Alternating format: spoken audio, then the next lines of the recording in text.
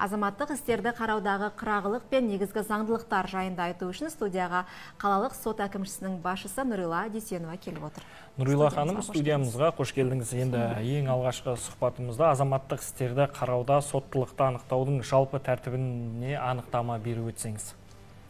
Өздеріңізге белгілі, азаматтар талап қоюды соттарға беріп жатады. Талап қоюларды азаматтық іс қозғап қарау үшін талап қоюлардың санаттарына қарай және жауапкердің тұрғылықты мекен-жайы бойынша соттар бөлінеді.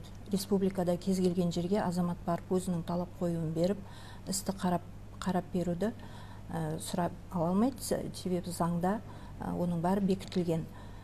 Талап қоюдың мәніне қарай, яғни істің санатына қарай мамандандырылған соттар құрылған, азаматтық сот, қылмыстық сот, әкімшілік сот, әкімшілік құқық бұзушылық соттар деп бөлінеді.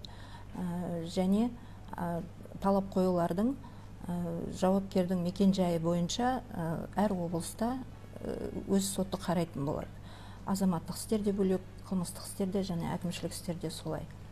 Бізде енді нақты азаматтық сотта, Қызылорда қалалық сотында жауапкердің мекен-жайы бойынша беріледі.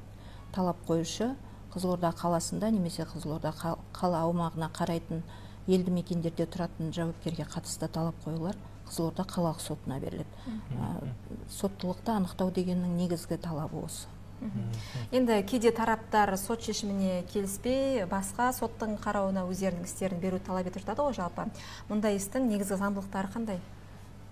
Талапкерлердің сотты анықтау өздерінің қалауымен қарауын сұрауы жақында енгізілген заңға соңғы 1-2 жылдың көлемінде енгізілген жаңашылдық болып есептеледі. Негізі заң бойынша жауапкер қай жерде тұр, жаңа айтып кеткендей, өзінің тұрғылықты мекен-жайы бойынша беріледі талап қоюлар.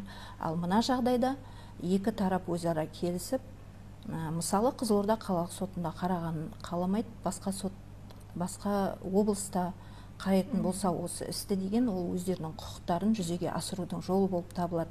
Ол үшін екі тарапта келісімі керек. Мысалы, жауапкер тарапынан да, талапкер тарапынан да сотқа тиісті өтінім хаттар түсу керек.